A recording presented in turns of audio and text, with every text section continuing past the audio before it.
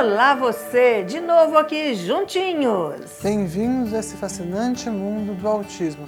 Dê o seu like, se inscreva no nosso canal e compartilhe. Isso mesmo, não vamos esquecer não. Gente, rede social é tudo. Quando compartilha, dá pra gente a possibilidade dessa sustentação e aumentar esse nosso mundo Asperger, esse fascinante mundo do autismo. Mas, na semana passada, senhor Victor, a gente estava falando sobre autonomia. E aí eu me lembrei, Victor, vou contar tudo. Agora você não... O quê? Eu não tenho segredos. Será que eu tenho algum? Eu vou lembrar aqui. Não corre o risco comigo não, hein? Gente, tchan, nessa questão da autonomia, andar de ônibus Nossa, é o fim da picada. é o fim do mundo. É o fim do mundo.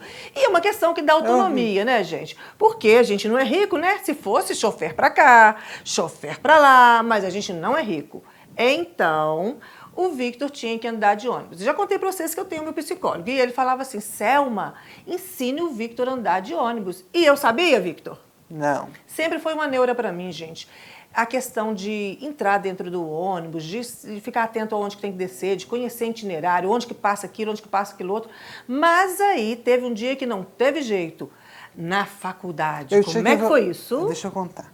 Conta. Vou contar.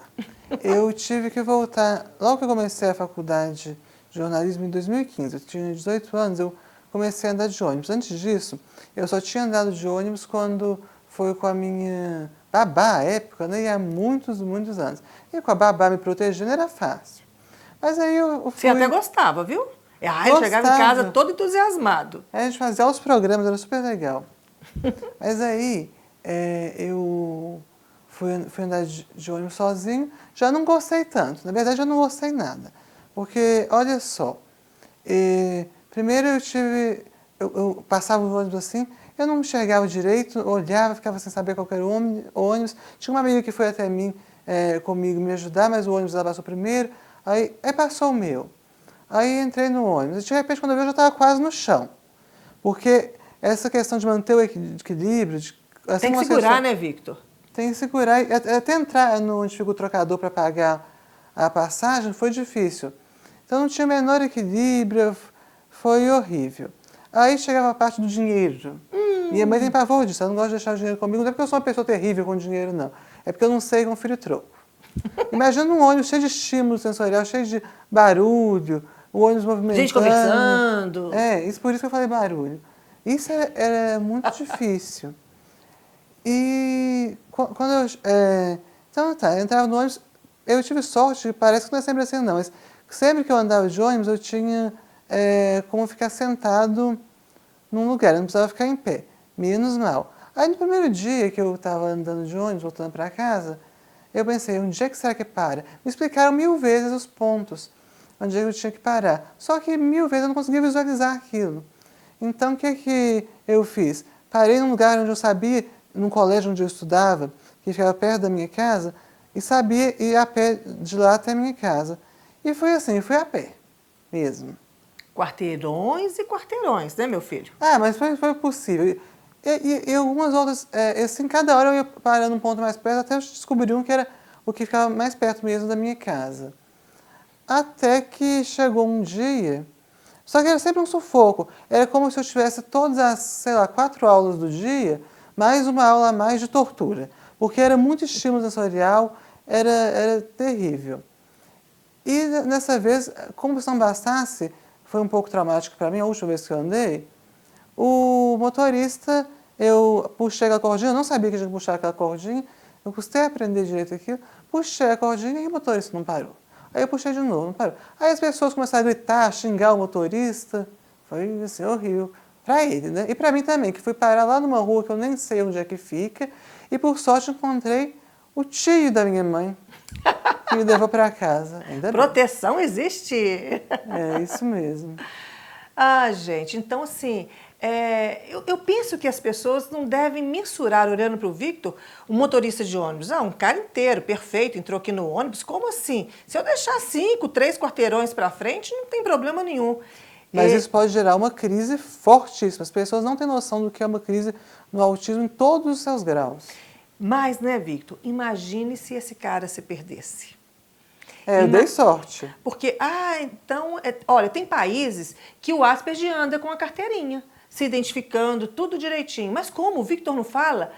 Lógico, gente, mas no nervosismo, até se identificar, e o Victor não tem a abstração de eu moro, tô 5 quarteirões depois, o bairro para o Victor não tem aquele negócio que pra gente é lógico e normal. Eu estou no meio do bairro, eu estou já saindo no limite de outro bairro, o Victor não tem isso. E além disso, não, e aí ele colocou a sessão de tortura deles. Pensem a sessão de tortura dessa mãe, super preocupada, e alguém perguntava para a mãe: você está preocupado com seu filho? Tomou ônibus a primeira vez? Ou já toma ônibus? Quantos anos ele tem? Aí eu falava 19. Na época não, né? Na época você tinha... 18. 18. E as pessoas... A grande diferença, 1 ano. Não muita. E os outros ficavam achando assim, que essa mulher é louca. E aí você tem que explicar, não, porque ele tem um transtorno, e aí eu fico preocupada com isso, mas é desgastante, a sua vida toda você passa se justificando as suas preocupações, as suas apreensões, mas fato é, o ônibus era um sofrimento para o meu filho. E quando ele disse que tinha lugar para ele sentar, é porque ele estudava de manhã. Imagine se fosse fim de tarde, imagina se fosse à noite, sem chance. Mas um dia, o que acontece? O Victor percebe a violência. E aí não teve jeito, né, meu filho? Ele tomou um receio, um medo de ônibus, não foi isso? Foi, e essa questão da violência também é perigosa porque a gente não tem muita noção do perigo. Às vezes tem alguém, um policial dando um tiro perto de você e você nem percebe. Só depois que aconteceu você fica assim, mas você não consegue perceber. Nossa percepção do perigo é muito diferente também. Então eles não vão se autoproteger. Isso, quando que ele fala, aconteceu. Uma perseguição policial perto da faculdade. Enfim, para eles é um transtorno terrível. Aí o que acontece? O Victor descobriu o táxi e achou que a vida estava resolvida. Mas como é que vai ficar indo para um lado e de outro de táxi? Então hoje a gente mescla, né, meu filho? Eu levo sempre que eu posso.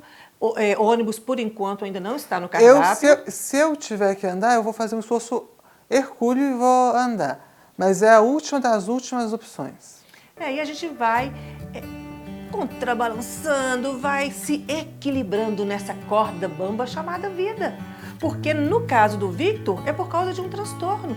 Mas cada um sabe de si, cada um sabe aí dos desafios que tem que enfrentar quando sai de casa para um prosaico dia a dia, para uma prosaica rotina. Mas a gente dá conta, a gente não está sozinho. Nós estamos assim juntinhos e vamos continuar com vocês nesse nosso fascinante mundo autista. Até a próxima! Até!